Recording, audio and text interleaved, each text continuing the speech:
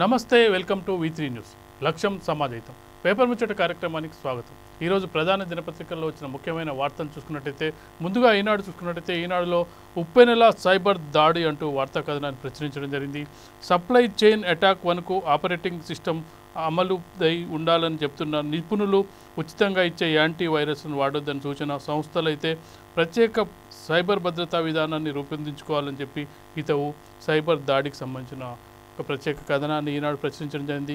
ఇక మరొక వార్తను తీసుకున్నట్లయితే బ్యాంకుల్లో అప్పు పుట్టదాయే, బయట తెస్తే మిత్తి భారమాయే, పంట రుణాల పంపిణీ నత్తనడక, బాకీ కట్టిన వారికే ఇస్తున్నామని చెప్తున్న బ్యాంకులు సర్దుబాటు పేరుతో 3 రోజులకే నెలవు, వడ్డీ గుంజుతున్న ఫైనాన్స్ వ్యాపారులు, పెట్టుబడుల కోసం అన్నదాతల అవస్థలు, రుణం ఇవ్వకపోతే వ్యవసాయ అధికారులకు చెప్పాలంటున్న నిరంజన్ రెడ్డి. దీనికి సంబంధించిన వార్తా కథనాన్ని ప్రచురించడం జరిగింది. ఇక నేడు రోదసీలోకి తెలుగు అమ్మాయి అరుదైన ఘనత సాధించిన బండ్ల శిరీష. దీనికి సంబంధించిన వార్తను ప్రచురించడం జరిగింది. కోవాక్సిన్పై 6 వారాల్లోగా నిర్ణయం, పూర్తి వివరాలు సమర్పించిన భారత బయోటెక్. బూస్టర్ డోన్పై మరింత అధ్యయనం జరగాల్సి ఉంది, WHO ముఖ్య శాస్త్రవేత్త సౌమ్య స్వామినాథన్ వెల్లడి అంటూ వార్తను ప్రచురించడం జరిగింది. ఏపీతోనే కాదు దేవుడితోనైనా కొట్లాడదాం, కృష్ణా జిల్లాలపై రాజీ పడే ప్రసక్తే లేదు, నారాయణపేట సభలో మంత్రి కేటీఆర్.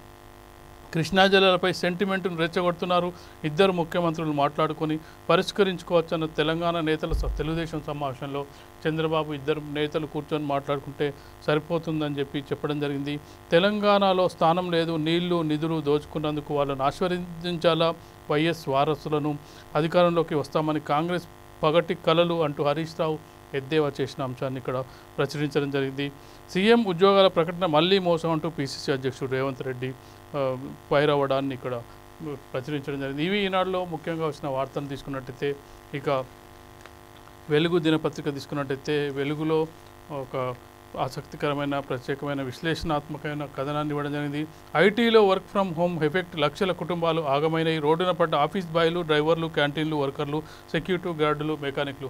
ఈ అంశాన్ని మనం చాలా పత్రికలు చాలామంది వీటిని గమనించలేకపోయారని చెప్పొచ్చు. ఎందుకంటే చాలామంది వర్క్ ఫ్రమ్ హోమ్ చేస్తున్నారు. వర్క్ ఫ్రమ్ హోమ్ వల్ల ఉద్యోగులందరికీ, ఎవరైతే ఐటీ నిపుణులు వాళ్ళందరికీ జీతాలు వస్తున్నాయి, కానీ కింది స్థాయి ఉద్యోగులు రోడ్డున పడ్డారనే ప్రత్యేక కథనాన్ని వెలుగు దినపత్రిక వెలుగులోకి తీసుకురావడం జరిగింది. గతంలో చాలామంది ఆఫీస్ బాయ్లు, అలాగే డ్రైవర్లు, క్యాంటీన్లు, సెక్యూరిటీ గార్డులు, మెకానికులు వీళ్ళందరూ కూడా ఉపాధి ఉండేది, ఆ ఉపాధి లేక వీళ్ళంతా కూడా రోడ్డున పడ్డారు అనే అంశాన్ని వెలుగు దినపత్రిక బయటికి తీసుకురావడం జరిగింది.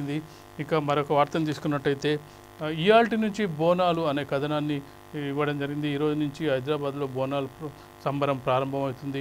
దొంగ ఓట్లు పుట్టిస్తున్నారు, ఒక్కో ఇంట్లో 30-40 రాయిస్తున్నారు. ఈటల RDO ఆఫీస్ అడ్డాగానే అంతా జరుగుతుంది, హుజూరాబాద్ ఎన్నికకు సంబంధించి అధికార పార్టీ అక్రమాలు చేస్తుందంటూ ఈటల రాజేందర్ మాజీ ఎమ్మెల్యే ఫైర్ అవ్వడం జరిగింది. దీనికి సంబంధించిన వార్తా కథనాన్ని ప్రచురించడం జరిగింది. ఇక రైతులపై క్రిమినల్ కేసులు, వడ్ల పైసల్లో కోత పెట్టారని ఆందోళన దిగిన నిర్మల్ జిల్లా కడ్తాల్ ఘటన, పోలీసుల తీరుపై రైతులు ప్రతిపక్షాల ఆగ్రహం.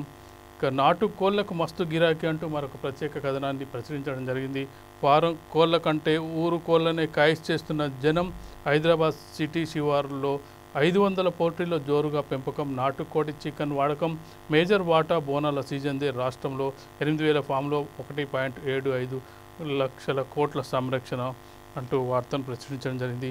ఇక కరోనా తగ్గలేదు, మళ్ళీ మోపైతుంది అంటూ కరోనా హెచ్చరికను Soumya Swaminathan scientist, WHO chief scientist హెచ్చరించడం జరిగింది.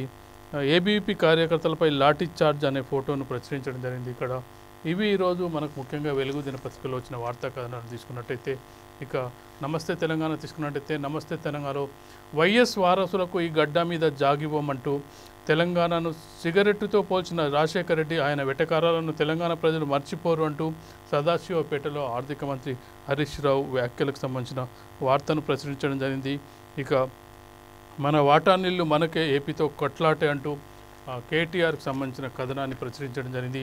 వడివడిగా కొలువుల భర్తీ ప్రక్రియ, వివిధ శాఖల్లో మొత్తం ఖాళీలపై నేడు సమీక్ష, శాఖల వారీగా లెక్కలు తేల్చనున్న అధికారులు అంటూ వార్తనైతే నమస్తే తెలంగాణ ప్రచురించడం జరిగింది. 13వ తారీఖు నాడు క్యాబినెట్లో నిర్ణయం తీసుకున్నట్టుగా గతంలోనే ప్రకటించడం జరిగింది.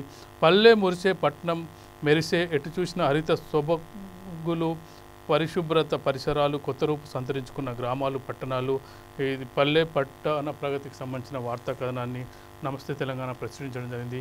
ఇక సాక్షి దినపత్రిక తీసుకున్నట్టయితే సాక్షిలో మొదటి పేజీలో వార్తను తీసుకున్నట్టయితే భూముల డిజిటల్ సర్వేకి సంబంధించిన అంశాన్ని ఇవ్వడం జరిగింది. భూముల డిజిటల్ సర్వేకు ప్రత్యేక నెట్వర్క్ భూముల హద్దులతో పాటు విస్తీర్ణం ఖరారు చేసేందుకు ఇది గతంలోనే ప్రకటించడం జరిగింది. ప్రభుత్వం 27 గ్రామాలను పైలట్ ప్రాజెక్టుగా కూడా చేస్తామని చెప్పడం జరిగింది. అయితే ఇప్పటివరకు అయితే ఆ వైపుగా ఇంకా ముందుకు సాగలేదు. భూ సమస్యల పరిష్కారానికి పక్కగా వివరాలకు చిక్కుముళ్ళు ఉన్న వాటిని విప్పడానికి వీటన్నిటిపై పైలట్ ప్రాజెక్టు ఎప్పుడు ప్రారంభమవుతుందో చూడాల్సిన అంశంగా మనకు కనిపిస్తుంది. ఇక కరోనా నెమ్మదించలేదు WHO ప్రధాన శాస్త్రవేత్త సౌమ్య స్వామినాథన్ వెల్లడి. ఇప్పుడు మనం చూస్తున్నట్టయితే కరోనా ఇప్పటికి కూడా తగ్గకపోయినప్పటికీ ప్రజలు భౌతిక దూరం పాటించట్లేదు. మళ్ళీ జన సమూహాలు గుంపులుగా మనకు కనిపిస్తున్నారు. ఇది థర్డ్ వేవ్కు ఎక్కడికి దారితీస్తుందో అని చెప్పి నిపుణులైతే భయాందోళన వ్యక్తం చేస్తున్నారు.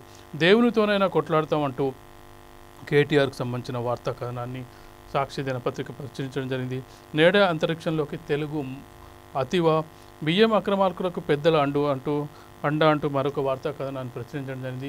ఇవి ఈరోజు సాక్షి దినపత్రికలో వచ్చిన వార్తలు చూసుకున్నట్టయితే ఇక ఆంధ్రజ్యోతి తీసుకున్నట్టయితే ఆంధ్రజ్యోతిలో అన్నా చెల్లి నీళ్ళ లొల్లి అంటూ ABNలో ప్రత్యేక కథనం కొత్త పలుకులో వార్తా కథనాన్ని ప్రచురించడం జరిగింది.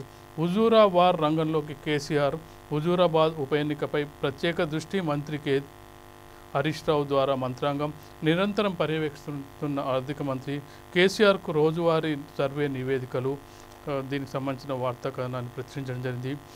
ఉద్యోగ ఖాళీలపై అత్యవసర సమీక్ష దీనికి సంబంధించిన వార్తను కూడా ఇవ్వడం జరిగింది. ట్రిబ్యునల్ రగడ అంతరాష్ట్ర నదీ జలాల చట్టం ప్రకారం ట్రిబ్యునల్ వేయాల్సిందే. ఇక దేవునితోనైనా కొట్లాడతామంటూ కేటీఆర్కి సంబంధించిన వార్తను ఇవ్వడం జరిగింది. నేడు రోదసీలోకి తెలుగమ్మాయి శిరీష బండ్ల అలాగే 1.91 లక్షల ఖాళీల పోస్టులు ఉన్నాయి. 50,000 ఎందుకు ప్రకటిస్తున్నారంటే రేవంత్ రెడ్డి ప్రశ్నించిన అంశాన్ని కూడా ఇక్కడ ఇవ్వడం జరిగింది. 5 రోజుల పాటు భారీ వర్షాలు రాష్ట్రంలో అల్పపీడనం.